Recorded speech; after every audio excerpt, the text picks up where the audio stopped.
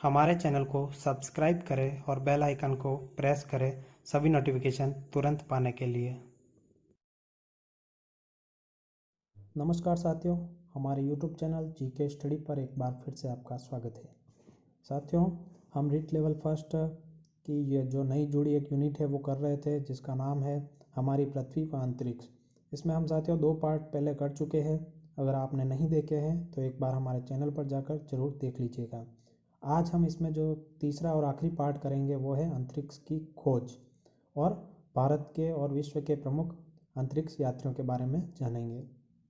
तो साथियों, अभी तक आपने हमारे इस चैनल को सब्सक्राइब नहीं किया है तो सब्सक्राइब कर दें और बेल आइकन को प्रेस कर दें। आज की वीडियो हम अब शुरू करते हैं। आज का हमारा जो चैप्टर है वो है अंतरिक्ष खोज। तो पिछले अध्याय से हम जान चुके हैं कि प्राचीन काल से ही मनुष्य ब्रह्मांड के बारे में जानने के लिए प्रयत्नशील रहा है। सभ्यता के प्रारंभिक काल में पृथ्वी के से आकाश की गतिविधियों को देखा पाना संभव नहीं था, किंतु लंबे समय तक इन आकाशीय पिंडों की गतिविधियों को देखकर प्रातः निष्कर्षों की सहायता से मानव ने कई पुरानी सभ्यता मान्यताओं को गलत साबित कर दिया। खगोल शास्त्रियों ने विश्व के सामने नए सिद्धांत और परिकल्पनाएं भी पेश की। अंतरिक्ष या खगोलीय खोज में भारत की प्राचीन सभ्यताओं सहित मेसोपोटामिया, मिस्र, चीन और यूनान का योगदान रहा। मानव ने पुरातन काल से कई यंत्रों की सहायता से सौरमंडल, ग्रहों एवं तारों के बारे में जानकारी प्राप्त की। रॉकेट की सहायता से कई अंतरिक्ष यान अंतरिक्ष में भेजे गए। इस अध्याय में हम इन सभी के बारे में जानकारी प्राप्त करेंगे। तो साथियों, हमने पिछले अध्याय में जाना था कि जो प्राचीन काल से ही मनुष्य है वो ब्रह्मांड के बारे में जानने के लिए प्रयत्नशील रहा है और उत्सुक रहा है कि क्या है। इस रहस्य को जानने के लिए प्रयत्नशील रहे हैं और उन्होंने अंतरिक्ष में जहाँ पाना तो संभव नहीं था उस समय, लेकिन जो ग्रहों की दशा है उससे दीर्घकालीन दशा से अनुमान लगा के उन्होंने कुछ अनुमान से धारणाएं विकसित की थी और अब साइंस उन धारणाओं को कंफर्म करती है। जब सारे सुविधा उपलब्ध हो जाती है अंतरिक्ष में जाने तक की, उसके बाद उन धारणाओं को कंफर्म करती है। आज हम अंतरिक्ष में भेजे गए कुछ जो है अंतरिक्ष यान है उनके बारे में वगैरह सारी चर्चा इस पार्ट में करेंगे। चलिए आगे बढ़ते हैं।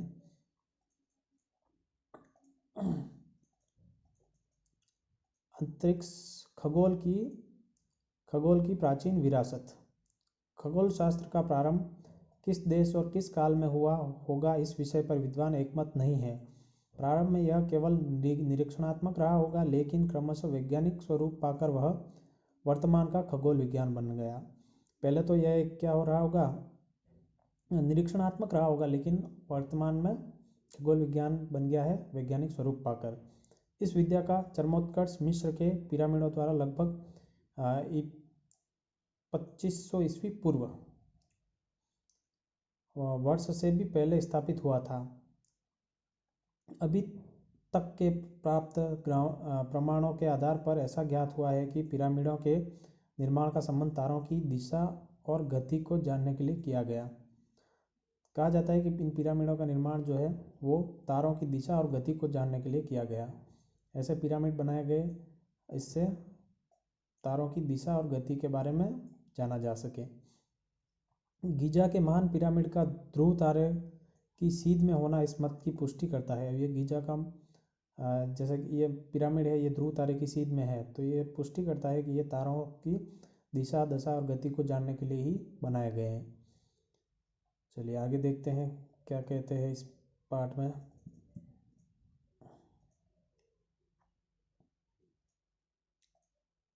मिस्र एवं चीन का खगोल इतिहास स्पष्ट रूप से ज्ञात नहीं हो सका है, फिर भी चीन में खगोलीय ज्ञान की शुरुआत ईसा पूर्व 6वीं शताब्दी से आंकी गई है। संपूर्ण पूर्वी एशिया के लिए चीनी खगोलीय विज्ञान बहुत ही महत्वपूर्ण था। वैज्ञानिकों का विचार है कि विश्व में सबसे पहले तारों की तालिका चीन में ईसा पूर्व 4वीं सदी में तैयार हुई थी।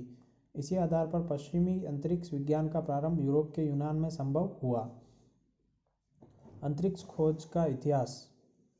भारत के खगोलविद भी अंतरिक्ष की जानकारी प्राप्त करने के लिए प्राचीन काल से ही प्रयत्नशील रहे हैं, जिनमें प्रमुख रूप से आर्यभट्ट, वराहमिहिर, भास्कराचार्य आदि है।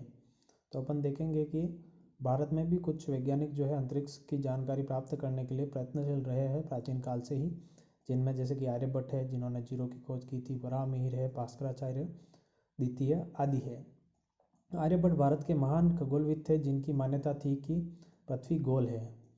इन्होंने पृथ्वी स्थिर नहीं है यह बात ईसा पूर्व 5वीं सदी में ही बता दी थी। तो देखिए आर्यभट्ट ने भी बहुत सी खोज की है जिसमें इन्होंने ये भी कहा था कि पृथ्वी जो है वो गोल है और स्थिर नहीं है, ये इन्होंने बहुत पहले ही बता दिया था।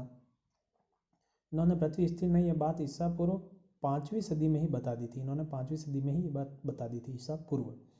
इनके घूमने के कारण ही हमें लगता है कि तारे उदय व अस्त होते हैं। उन्होंने पृथ्वी की परिधि लगभग 24,835 मील बताई थी, जो कि आधुनिक काल में भूवैज्ञानिकों द्वारा बताई गई परिधि 24,901 मील के लगभग बराबर है। देखो इन्होंने कितना सटीक बताया है। उन्होंने चंद्रग्रहण का कारण चंद्रमा पर पृथ्वी की छाया पड़ना बताया था, जो अटल सत्य है। देखिए प्राचीन काल में बिना किसी आधुनिक सुविधाओं के भी इन्होंने इतने सटीक ज्ञान बताया इनके बारे में। भारत द्वारा अंतरिक्ष में भेजे गए प्रथम कृत्रिम उपग्रह का नाम भी आर्यभट्ट रखा गया था। भारत द्वारा पहला जो कृत्रिम उपग्रह भेजा गया था उसका नाम भी क्या था, आर्यभट्ट था। ये सारे प्रश्न बनते हैं, आपको बहुत ध्यान रखने हैं इनमें। चलिए आगे देखते हैं। ये हमारे कुछ वैज्ञानिक है जैसे कि आर्यभट्ट प्राचीन काल के हैं, ये सब इराटोस्थेनीज और भास्कराचार्य द्वितीय, जिनको अपन ने देखा था अभी। चलिए आगे देखते हैं। यूनान में भी ईसा पूर्व 4वीं सदी से अंतरिक्ष ज्ञान विज्ञान का विकास होने लगा। इसमें प्रमुख दार्शनिक प्लेटो, अरस्तु और टोलेमी थे। उस समय माना जाता था कि पृथ्वी केंद्र में है और सूर्य उसके चारों ओर वृत्ताकार मार्ग में चक्कर लगाता है। यह धारणा 16वीं सदी तक बनी रही, जिसे कोपरनिकस ने गलत साबित किया। तो एक धारणा ये भी बनी थी कि पृथ्वी तो स्थिर है और सूरज जो है इसका चक्कर लगाता है। तो इस धारणा को 16वीं शताब्दी में है कोपरनिकस ने गलत साबित कर दिया था। तो ये प्रश्न बन सकता है कि इस धारणा को किसने गलत साबित किया था, तो कोपरनिकस ने। पृथ्वी की सही परिधि का आकलन इराटोस्थेनेस ने ईसा पूर्व 3री सदी में किया। भारत के प्रसिद्ध खगोल शास्त्रियों में भास्कराचार्य द्वितीय प्रसिद्ध है। इनका जन्म 1114 ईस्वी में हुआ था। इस विद्वान ने मात्र 36 वर्ष की आयु में सिद्धांत शिरोमणि नामक ग्रंथ की रचना की। अब ये प्रश्न भी इम्पोर्टेंट है। उनका मानना था कि पृथ्वी गोलाकार है तथा अपने गुरुत्वाकर्षण के कारण सब चीज़ों को अपनी ओर खींचती है। बहुत सही बात कही। इससे स्पष्ट है कि भारतीय खगोल शास्त्रियों ने पृथ्वी के गुरुत्वाकर्षण सिद्धांत, पृथ्वी के घूर्णन तथा परिक्रमण आदि का प्रतिदिन न्यूटन से कई सदियों पूर्व ही कर लिया था। प्रतिपादन जो है न्यूटन से कई सदियों पूर्व ही कर लिया था। भास्कराचार्य के ग्रंथों में अंक गणित, बीज गणित, ज्यामिति शास्त्र आदि का विस्तृत विवरण है। तो हमें पढ़ाया जाता है कि जो ग्रेविटी है यानी कि गुरुत्वाकर्षण है उसकी खोज न्यूटन ने की थी। लेकिन सत्य क्या है, देखिए यहाँ स्पष्ट लिखा हुआ है कि इस सब की खोज जो है न्यूटन से कई सदियों पूर्व ही हमारे वैज्ञानिकों ने कर ली थी। लेकिन अंग्रेजों ने जो है इस बात को नहीं माना। चलिए अब अपन देखते हैं अंतरिक्ष जानकारी के साधन। अंतरिक्ष जानकारी के साधन यानी कि अंतरिक्ष की जानकारी किन साधनों से प्राप्त की जाती है। पहला है दूरबीन। ईसा से 20वीं सदी तक खगोल शास्त्र आकाशीय पिंडों की गतिविधियों को समझने वाला अवलोकन शास्त्र मात्र था। आधुनिक वेधशाला का प्रमुख यंत्र दूरबीन है, जिसकी सहायता से दूरी स्थिर वस्तुएं हमें पास में एवं बड़ी दिखाई देती है। प्रथम दूरबीन का आविष्कार हॉलैंड, नीदरलैंड से हैंस लिप्पर्ट्सी ने किया था। ठीक है, ये इंपॉर्टेंट क्वेश्चन है। किंतु आकाशीय पिंडों को देखने में प्रयोग किए जाने वाले दूरबीन का आविष्कार इटली में गैलीलियो ने 1610 ईस्वी में किया। ये भी इम्पोर्टेंट है। तो दूरबीन जो है अंतरिक्ष वाले दूरबीन अलग होते हैं, बड़े होते हैं, दूर तक देखना होता है उनमें, और जो सामान्य दूरबीन आते हैं वो अलग होते हैं। तो वर्तमान में भारत सहित रूस, अमेरिका, चीन, फ्रांस आदि देशों में बड़ी बड़ी दूरबीनें स्थापित की जा चुकी है, जिसकी सहायता से वैज्ञानिक अंतरिक्ष के बारे में नवीन जानकारियाँ एकत्र कर रहे हैं। इसी प्रकार की एक दूरबीन हमारे राज्य के उदयपुर शहर की फतेहसागर झील के टापू पर स्थापित की गई है, जो देश की सबसे बड़ी दूरबीन है। ये देखिए हमारे राजस्थान में ही है, तो प्रश्न बन सकता है। राजस्थान के अंदर उदयपुर में फतेह सागर झील के अंदर है ये। मास्ट मल्टी एप्लीकेशन सोलर टेलीस्कोप नामक इस सौर दूरबीन की सहायता से सूर्य का अध्ययन किया जाता है। ठीक है, इसकी सहायता से सूर्य का अध्ययन किया जाता है। ये यहाँ पर है फतेह सागर के अंदर। कभी मौका मिला तो हम आपको जरूर लाइव दिखाएंगे। उदयपुर की फतेह सागर झील में स्थित वेधशाला है, फतेह सागर झील के बीचों बीच स्थित है। और ये चित्र दे रखा गैलीलियो की दूरबीन का। वैज्ञानिक लगातार उत्तम किस्म की नई नई दूरबीनों का आविष्कार कर रहे हैं, जिन्हें कंप्यूटरों से जोड़कर खगोलीय पिंडों का अध्ययन अत्यंत शुद्धता से किया जा सके। दक्षिण भारत के कावल्लूर तमिलनाडु नामक स्थान पर वेणु बापू दूरबीन को स्थापित किया गया है। अंतरिक्ष के रहस्यों को उद्घाटित करने के लिए वैज्ञानिकों ने अप्रैल 1990 में हब्बल अंतरिक्ष दूरबीन को अंतरिक्ष में स्थापित किया गया। देखिए वेणु बापू दूरबीन ये जो कहाँ पर है, कावलूर तमिलनाडु में। और ये है हब्बल अंतरिक्ष दूरबीन। ये सब चीज़ें आपको ध्यान होनी चाहिए, काफ़ी इंपॉर्टेंट प्रश्न बनेंगे यहाँ से। अब देखते हैं वेधशाला। अंतरिक्ष खोज में वेधशालाओं का महत्वपूर्ण स्थान रहा है। हम पिरामिडों के बारे में जान चुके हैं। हमारे देश में भी वेधशालाएं बनाई गई। विद्वानों का मत है कि प्राचीन पाटलिपुत्र, नालंदा आदि स्थानों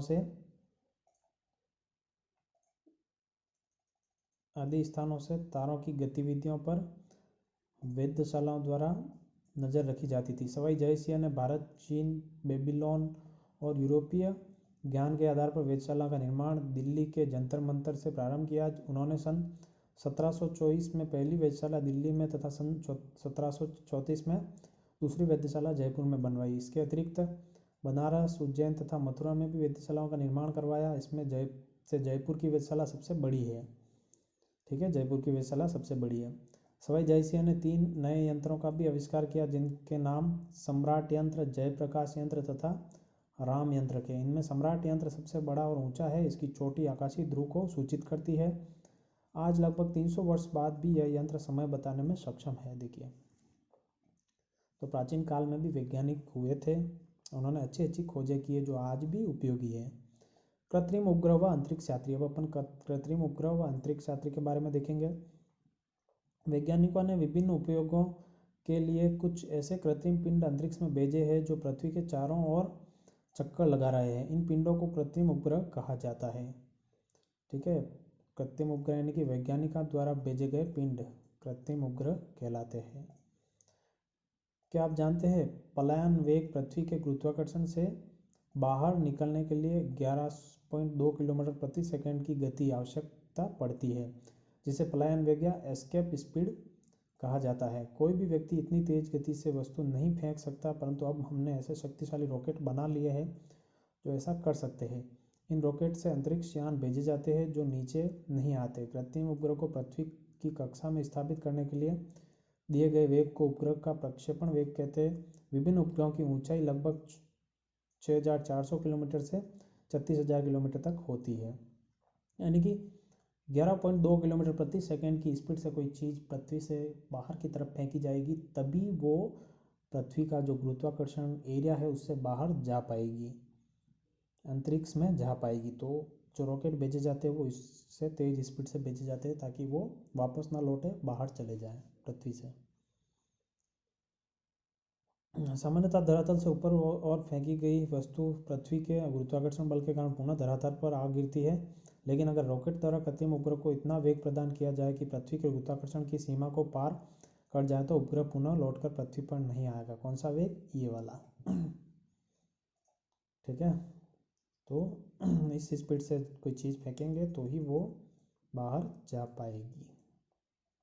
चलिए अब देखते हैं, यदि किसी पिंड को हम पलायन वेग के कुछ कम वेग जैसे लगभग 8 किलोमीटर प्रति सेकंड से प्रक्षेपित करें तो वह पृथ्वी के गुरुत्वाकर्षण क्षेत्र से बाहर नहीं जा पाएगा। यानी कि पलायन वेग जो है 11.2 वाला, उससे इतना थोड़ा सा कम है तो भी नहीं जा पाएगा, इतना तो होना ही चाहिए तभी वो बाहर जा पाएगा।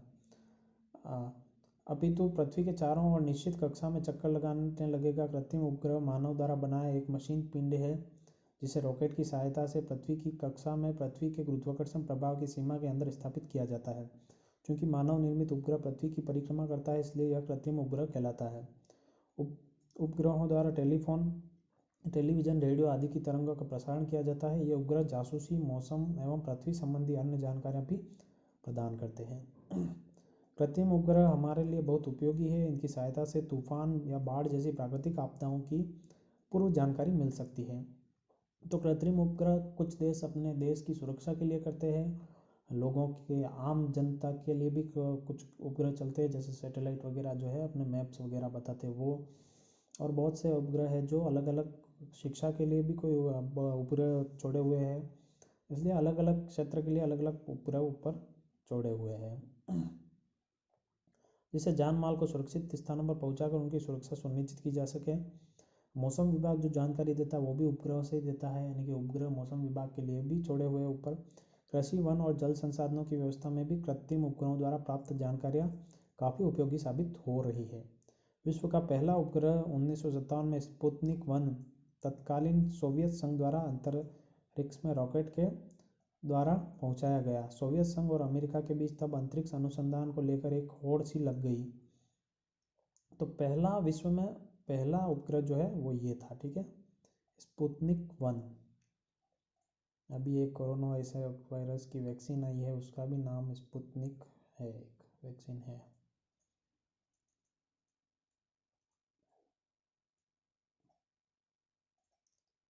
सोवियत अंतरिक्ष कार्यक्रम के अंतर्गत पहले जीवित प्राणी को स्पुतनिक 2 में भेजा गया। यह जीवित प्राणी लाइका नामक एक कुतिया थी, ठीक है, ये लाइका कुतिया थी एक, जिसको अंतरिक्ष में भेजा गया। हालांकि यह परीक्षण पूरी तरह से सफल नहीं रहा। 4 साल बाद 1961 में सोवियत संघ ने पहला मानव सफलतापूर्वक अंतरिक्ष में भेजा। यूरी गागरिन अंतरिक्ष यान वोस्तोक 1 में अंतरिक्ष की यात्रा करने वाले विश्व के पहले व्यक्ति थे। कौन थे? यूरी गागरिन, ये जो है अंतरिक्ष की यात्रा करने वाले पहले व्यक्ति। ये फोटो दे रखा है, देखिए। 1969 में अमेरिका ने दुनिया को तब चौंका दिया जब अपोलो 11 अंतरिक्ष यान से 3 यात्रियों को सफलता के साथ न सिर्फ अंतरिक्ष की सैर कराई, बल्कि 2 अंतरिक्ष यात्रियों को चंद्रमा की सतह पर भी उतारा। नील आर्मस्ट्रांग विश्व के पहले व्यक्ति बने जिसने चंद्रमा की सतह पर पहला कदम रखा। ये कौन है? नील आर्मस्ट्रांग बने। तो चंद्रमा पर पहला कदम किसने रखा? नील आर्मस्ट्रांग ने। ये देखिए, ये चंद्रमा पर फोटो है उनका। चलिए आगे देखते हैं।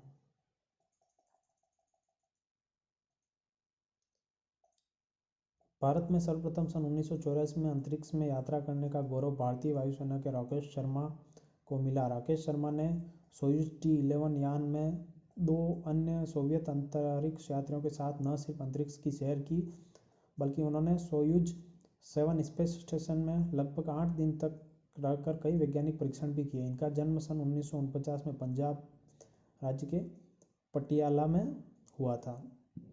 तो भारत के पहले कौन थे? राकेश शर्मा।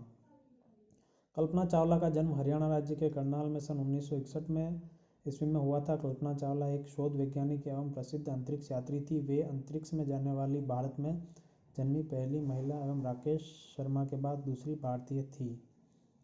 कोलंबिया अंतरिक्ष यान के वापस लौटने समय सन 2003 को हुई दुर्घटना में अपने अन्य 6 सहयोगी सदस्यों के साथ इनकी भी मृत्यु हो गई। तो ये जो है कल्पना चावला, वो भारत में जन्मी पहली महिला है जिन्होंने अंतरिक्ष की यात्रा की। तो लेकिन इनकी जो है वापस लौटते समय हादसा हो गया था, जिसमें 2003 में इनकी 6 सहयोगी सदस्यों के साथ इनकी भी क्या हो गई थी? मृत्यु हो गई। इसके अतिरिक्त भारतीय मूल की अमेरिकी नागरिक सुनीता विलियम्स अंतरिक्ष में सर्वाधिक समय बिताने वाली महिला है। ये प्रश्न बन सकते हैं आपके कि अंतरिक्ष में जाने वाली पहली भारतीय महिला कल्पना चावला, सबसे अधिक समय बिताने वाली महिला तो वो है सुनीता विलियम्स, और पहले भारतीय मूल के व्यक्ति राकेश शर्मा। चलिए आगे देखते हैं।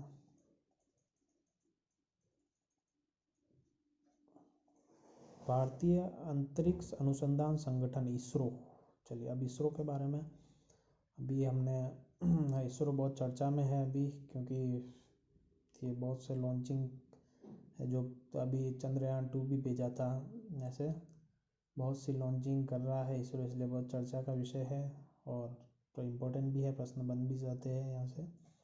तो इसरो की फुल फॉर्म क्या है? भारतीय अंतरिक्ष अनुसंधान संगठन। हमारे देश के प्रसिद्ध वैज्ञानिक होमी जहांगीर बाबा के नेतृत्व में सन 1962 में परमाणु ऊर्जा विभाग ने अंतरिक्ष अनुसंधान के लिए भारतीय अंतरिक्ष अनुसंधान संगठन का गठन किया। तब से लेकर अब तक भारत ने अंतरिक्ष विज्ञान में महत्वपूर्ण प्रगति की है। भारतीय अंतरिक्ष कार्यक्रम की गति देने का श्रेय विक्रम साराभाई को है। विभिन्न उपयोगों के लिए भारत के वैज्ञानिकों ने कई कृत्रिम उपग्रह पृथ्वी की कक्षा में स्थापित किए। प्रथम भारतीय कृत्रिम उपग्रह का नाम आर्यभट्ट था। पहला कौन था? आर्यभट्ट, जिसे अप्रैल 1975 में पूर्व सोवियत संघ के बेकानूर अंतरिक्ष केंद्र से प्रक्षेपित किया गया। देखिए, पहले बाहर से प्रक्षेपित किए जाते थे ये। इसके साथ ही भारत ऐसा करने वाला विश्व का छठा देश बन गया। इसका प्रमुख कार्य पृथ्वी के वायुमंडल का अध्ययन करना था। सन 1975 से अब तक भारत कई उपग्रह अंतरिक्ष में भेज चुका है। इसमें प्रमुख के नाम है, चलिए प्रमुख कौन कौन से हैं नाम देखते हैं।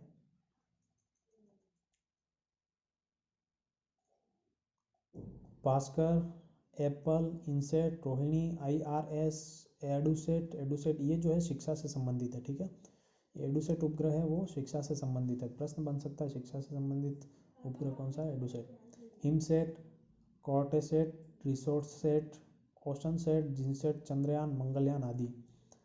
तो ये चंद्रयान है, ये चंद्रयान 2 भी अब भेजा जा चुका है। इन उपग्रहों की सहायता से दूरसंचार, प्रसारण, मौसम, जलवायु, सुदूर संवेदन, मानचित्रण, संसाधन आकलन, सूखा, बाढ़ व तूफान संबंधी पूर्वानुमान, रक्षा संबंधी गतिविधियां और कई अन्य सार्वजनिक एवं राष्ट्रोपयोगी कार्यों का संपादन सुचारू रूप से संभव होने लगा है। अब अपन थोड़ा मंगलयान के बारे में देख लेते हैं। मूवी आई थी एक, अक्षय कुमार की, देखी होगी आपने, मंगलयान, तो इसके बारे में थोड़ा देख लेते हैं। मंगल ग्रह के बारे में जानकारी हासिल करने के लिए भारत ने मंगलयान नामक एक अंतरिक्ष यान नवंबर 2013 को आंध्र प्रदेश के श्रीहरिकोटा, ये जो जगह है, यहीं से अभी ज़्यादातर जो है अपने ये अंतरिक्ष यान भेजे जाते हैं, में स्थित सतीश धवन अंतरिक्ष केंद्र से प्रक्षेपित किया, जिसने लगभग 11 माह की यात्रा कर सितंबर 2014 में मंगल की कक्षा में सफलतापूर्वक प्रवेश कर लिया। पहले प्रयास से यह उपलब्धि हासिल करने वाला भारत विश्व का एकमात्र देश है। पहले ही प्रयास में भारत ने ये उपलब्धि हासिल कर ली थी। इसी प्रकार चंद्रमा का अध्ययन करने के लिए अक्टूबर 2008 में चंद्रयान नामक एक अंतरिक्ष यान को भी प्रक्षेपित किया और चंद्रयान 2 अभी हाल ही में किया था। तो ये सब आपको जानकारी होनी चाहिए। तो प्रक्षेपण से पूर्व मंगलयान देख लीजिए, मंगलयान प्रक्षेपण से पूर्व और एस्ट्रोसेट का प्रक्षेपण, ये एस्ट्रोसेट का प्रक्षेपण 2 चित्र दे रखे हैं। अब पहली अंतरिक्ष वेधशाला के बारे में देखते हैं। मंगलयान की सफलता के बाद भारत अब उन देशों की सूची में शामिल हो गया है जिनकी अंतरिक्ष में वेधशाला है। इसरो द्वारा श्रीहरिकोटा से अक्टूबर 2015 में देश की पहली अंतरिक्ष वेधशाला एस्ट्रोसेट को प्रक्षेपित किया गया है। इसे ब्रह्मांड का अध्ययन करने में मदद मिलेगी। भारत से पहले अमेरिका, रूस, जापान और यूरोपीय संघ ने अंतरिक्ष में पहली वेधशाला स्थापित की है। तो साथियों, यहाँ पर हमने देखा जो आज का हमारा चैप्टर है यहीं पर समाप्त होता है और हमने बहुत सी जानकारी ली इसमें अंतरिक्ष के बारे में, बहुत से प्रश्नों को भी देखा हमने, बहुत से जो इम्पोर्टेंट फैक्ट है देखे हैं हमने। तो आई होप कि आपकी परीक्षा में ये जो हमारी ये यूनिट थी इसमें से बहुत से प्रश्न बने और अच्छे से आपके इस यूनिट के अच्छे से मार्क्स कवर हो जाए। तो साथियों, वीडियो आपको अच्छा लगा है तो वीडियो को लाइक ज़रूर करें, शेयर ज़रूर करें और अभी तक आपने हमारे चैनल को सब्सक्राइब नहीं किया है तो सब्सक्राइब कर दे साथियों। तो साथियों, अब हम मिलते हैं नेक्स्ट वीडियो में, तब तक के लिए बाय।